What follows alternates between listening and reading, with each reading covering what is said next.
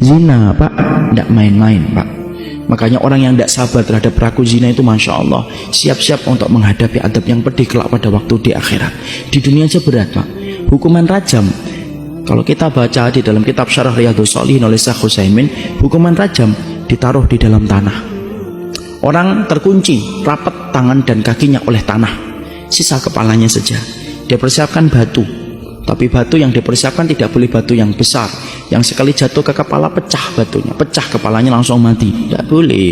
Batu yang sedang, kecil-kecil, kerikil-kerikil gitu, sebulan tidak mati-mati, tidak boleh juga. Tapi batunya yang sedang. Kenapa batunya harus yang sedang?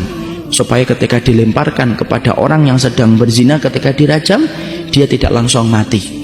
Dia merasakan dulu perihnya ketika dilempari itu, dari ujung rambutnya sampai ujung jempolnya. Sebagaimana nikmat yang dia rasakan ketika dia berzina, ujung rambutnya sampai ujung jempolnya itu merasakan semua kenikmatan yang haram. Dan tidak ada kenikmatan yang paling dibenci oleh Allah kecuali kenikmatan yang jatuh dan didapatkan ketika orang itu berzina. Makanya sampai kemudian para salaf itu berkata, az-zina dainun wa qada'uhu fi ahlihi. Zina itu utang Pak. Zina itu utang. Siapapun yang pernah berzina dengan seseorang, maka dia akan hutang. Anak-anaknya ada yang nanti dizinai sama orang.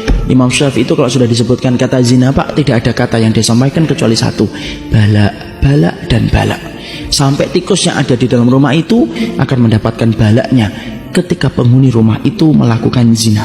Sampai tikus di dalam lubang itu. Saking kerasnya adab yang diperlakukan kepada orang yang berzina. Makanya tidak main-main zina itu. Makanya sampai orang yang bertobat sekalipun kalau sudah berzina Pak, kalau sudah bertobat itu tidak menghapuskan jejak zinanya. Contoh, A zina dengan B, lahir C.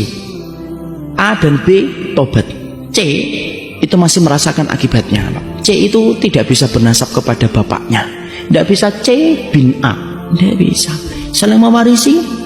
Tidak bisa. Saling kemudian menikahkan nanti ketika C ini nanti menikah? Tidak bisa Pak. Kenapa? C ini nasabnya bukan kepada bapak, tapi nasabnya kepada tempat tidur, tempat tumpahnya air ketika berzina, walaupun dia sudah bertobat.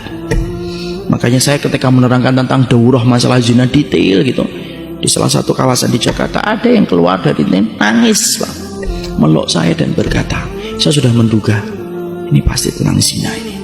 Nangis beliau berkata, saya punya anak Ustadz Putri kelas 3 SMP, dan saya dulu mendapatkan itu di luar pernikahan, Masya Allah. Tapi saya sudah bertobat sama istri saya, tampilannya sudah berubah Pak. Orang mungkin nggak menduga. Bolehkah saya Ustadz nanti kalau putri saya menikah, saya nikahkan Ustadz? Nggak bisa Pak.